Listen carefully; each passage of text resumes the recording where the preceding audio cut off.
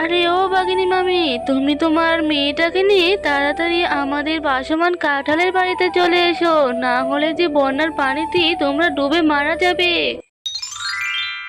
মা, ও মা, দেখো না বাইরে কত বৃষ্টি হচ্ছে। বৃষ্টি দেখে আমার খুব ইচ্ছে করছে বৃষ্টিতে ভিজতে, কিন্তু এখন তো রাত হয়ে গেছে। এখন যদি দিন থাকতো তাহলে আমি মজা করে বৃষ্টিতে ভিজতাম, কিন্তু মা তুমি এইভাবে বসে বসে কি ভাবছো? আমি ভাবছি যেভাবে বৃষ্টি হচ্ছে এইভাবে যদি বৃষ্টি হতে থাকে তাহলে তো বন্যা হয়ে যাবে রে মা। আর দেখ বাইরে বৃষ্টির সাথে কত জোরে জোরে বিদ্যুৎ চমকাচ্ছে। আচ্ছা মা, বন্যা হলে তো সব ডুবে যাবে তাই না মা? তখন আমরা কোথায় থাকবো? আমরা কি ডুবে মারা যাব মা? আমার তো খুব ভয় করছে। না রে মা, এসব কথা বলতে নেই, জীবন মরণ সব আল্লাহর হাতে। আর তুই ভয় পাস না, আমি তো আছি তোর সাথে। তুই এখন ঘুমিয়ে পড়, কাল সকালে বৃষ্টি থামলে দেখা যাবে কি করা যায়। আচ্ছা ঠিক আছে মা, তুমিও ঘুমিয়ে পড়ো। মিনা মা, কাল সারা রাত বৃষ্টি হয়েছে, আমি একটু কাঁঠাল বাগানটা দেখে আসি। কাঁঠাল বাগানে পানি লেগে থাকলে কাঁঠাল গাছ মারা যাবে। জানি না এখন কি অবস্থা, রাতে অনেক ঝড় তুফানও হয়েছে। তুই বাড়িতেই থাক, কিছুক্ষণে যাস না কিন্তু। মা, একা একা বাড়িতে থাকতে আমার একদম ভালো লাগে না। আমিও তোমার সাথে যাব, আমাকেও তোমার সাথে নিয়ে যাও না মা। বাগানে কোনো কাঁঠাল পেকে থাকলে আমি সেটা পেড়ে খাবো। আচ্ছা ঠিক আছে, চল তাড়াতাড়ি। মা দেখো, আমাদের বাগানে কত পানি জমেছে, আর কাঁঠাল গাছে একটাও কাঁঠাল পাকেনি। হ্যাঁ রে মা, এখনো যে কাঁঠালগুলো পরিপক্ক হয়নি, আর কিছুদিন পরই কাঁঠালগুলো পেকে যাবে। কিন্তু এভাবে যদি এতদিন কাঁঠাল বাগানে পানি জমে থাকে তাহলে তো কাঁঠাল গাছগুলো মরে যাবে। মা দেখো, আকাশ কত কালো ঘন মেঘে ছেয়ে গেছে, মনে হচ্ছে আবার বৃষ্টি হবে। আমাদের তাড়াতাড়ি বাড়ি যেতে হবে। কিন্তু মা, এবারও তো ঘন ঘন বৃষ্টি হচ্ছে কেন মা? জানি না রে মা, বিধাতা কেন এত আমাদের উপর রেগে আছে। এই দুর্যোগ আমাদের কোথায় নিয়ে যাবে, আমাদের ভাগ্যে কি আছে সেটা একমাত্র বিধাতাই জানে। আমাদের শুধু বিধাতার উপরেই বসে রাখতে হবে। এখন বাড়ি চল, এখনই বৃষ্টি নামবে মনে হচ্ছে। পরে দেখা যাবে এই কাঁঠাল বাগানের কি করা যায়।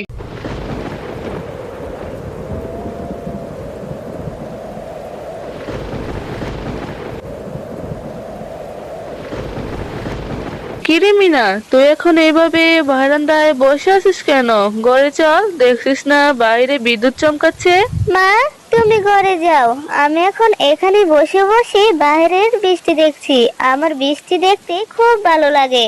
আচ্ছা ঠিক আছে, কিন্তু তাড়াতাড়ি ঘরে চলে আসবি কিন্তু। আবার দেখিস বৃষ্টিতে ভিজবি না কিন্তু, তাহলে জ্বরও আসবে আবার ঠান্ডাও লাগবে।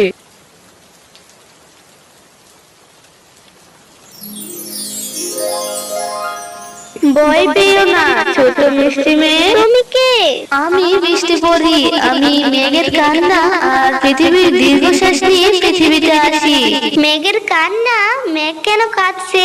এই গ্রামের মানুষের নিষ্ঠুরতা আর লোভের ভারে এই মানুষের পাপের ভার আর এই পৃথিবীতে বইতে পারছে না।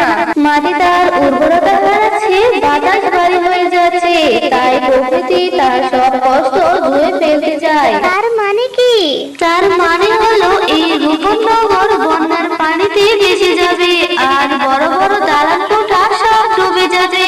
ফসলের জমি সহ কিছুই বাকি থাকবে না। তাহলে আমরা কি করব? আমাদেরকে কি এই বন্যার পানিতে ভেসে মারা যেতে হবে? আমরা কি কিছু করতে পারবো না? পারবে, তুমিও তোমার মায়ের মন খুব ভালো। তোমরা তোমাদের কাঁঠাল বাগান থেকে কাঁঠাল এনে সেই কাঁঠালের খোসা দিয়ে তোমরা একটি বাসমান বাড়ি বানাও। আমার জাদুতে তোমাদের বানানো কাঁঠালের খোসা দিয়ে বাসমান বাড়ি ডুবে যাবে না, এবং গ্রামের সকল মানুষ এই বাসমান বাড়িতে আশ্রয় নিতে পারবে। কিন্তু মা কি আমার এইসব কথা বিশ্বাস করবে?